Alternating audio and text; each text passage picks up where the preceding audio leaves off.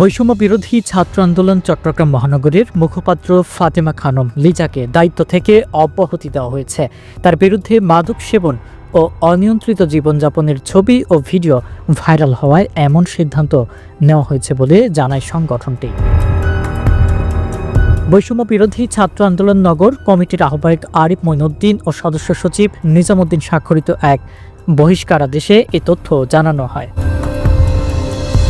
আদেশে বলা হয়, সম্প্রতি বৈষম্য বিরোধী ছাত্র আন্দোলন চট্টগ্রাম মহানগর কমিটির মুখপাত্র ফাতেমা খানম লিজার মাদক সেবন এবং অনিয়ন্ত্রিত জীবনযাপনের ছবি ভিডিও সোশ্যাল মিডিয়ায় ছড়িয়ে পড়ে।